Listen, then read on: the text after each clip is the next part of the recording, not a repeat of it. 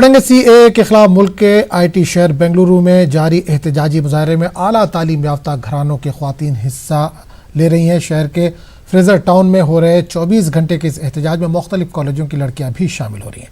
इनसे बात की हमारे नुमाइंदे रऊफ ने। एहतजाज में मुख्तलिफ कॉलेज की तालिबात हिस्सा लिए हुए हैं। किस लिए आप सीएए को रिजेक्ट करेंगे? There is no benefit of CAA. So basically the government is spending crores of rupees on this for what? There's so many issues in our country which is still not solved. Women's safety, education. There's so many issues which the government is trying to divert the attention from the economic crisis which is happening. The economy has slowed down of our country. Remember, अपना हिंदुस्तान एक Hindu nation नहीं बन सकता। Israel एक जूवी nation है और पाकिस्तान एक Islamic nation है, लेकिन अपना हिंदुस्तान हिंदू नेशन नहीं है। हम ऐसे ही नहीं निकाल सकते। कितने लोग शहीद होकर हमें ये आज़ादी मिली है। हम ऐसे ही नहीं यहाँ पर बैठ सकते, घर पे बैठ सकते हैं। औरत है बोल के घर पे नहीं बैठ सकते। हमें लड़ना है हमारी आज़ादी के लिए, हमें रहना है यहाँ पे, इसलिए हम हैं यहाँ पे। This is the social fabric of our country, the secular fabric, the very thing that we are known for, the different religions. How can they destroy that? The government is not hearing us. Every time a policy is introduced, we know that with it comes good or bad, but there's always more good than bad, definitely. That's why you introduce a policy. But now, when you talk about this policy, when you talk about the CAA, the NRC, the NPR, there's more bad than good. आप कहाँ से आई हैं ma'am? मैं शिवाजी नगर से हूँ. By profession I am a teacher. I want to tell the first thing, my slogan will be CAA down down, NRC down down, and NPR also down down, because it is not going to work.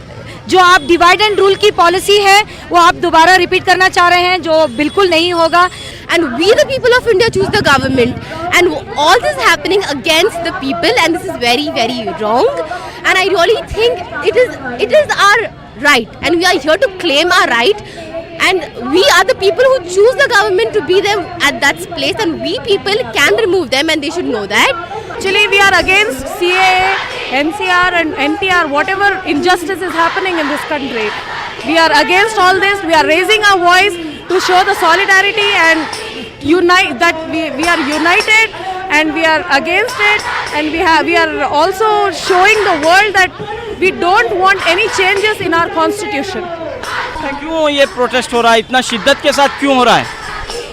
हम लोग बताना चाहते हैं कि government को कि CAA के oppose करते हैं हम, and they have to listen to the women and the ladies and all the public. Assam में भी लोगों को उठा के डिटेंशन सेंटर में डालते हैं. अब दिल्ली नेक्स्ट है, हमारा बैंगलोर नेक्स्ट है. तो हम लोगों को आज़ादी चाहिए NRC और से CAA से.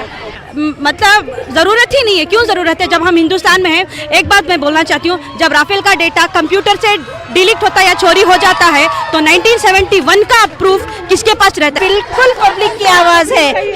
हमने बुलाया भी नहीं था किसी को, हम सिर्फ चंद लोग आके बैठे तो ऑटोमेटिकली वो लोग आके बैठते गए. ऐसा पहले अपने ही देश में किसी को नौकरी नहीं है, किसी के पास खाने को नहीं है. अपने वतन में जो लोग हैं उनको खाना नहीं देके, उनको नौकरी नहीं देके बाहर वाले लोगों को बुलाएंगे. एक तो बोलते हैं कि बांग्लादेश से घुसपैठी आ जाते हैं. अभी ये खुद बांग्लादेशियों को सिटीजनशिप देना चाहते हैं. इसलिए से आज़ादी चाहिए. हम सब लोगों को आज़ादी चाहिए. क्या उम्र दराज ख्वातीन, क्या लड़कियां और क्या छोटी बच्चियां सभी मिलकर एक आवाज़ में CAA, NRC और NPR की पुरजोर अंदाज में शिद्दत के साथ मुखालिफत कर रही हैं. बेंगलुरु का फ्रेजर टाउन इलाका दिल्ली का शाहीन बाग नज़र आ रहा है. कैमरामैन योगेश के साथ रऊफ अहमद, न्यूज़ 18 उर्दू, बेंगलुरु.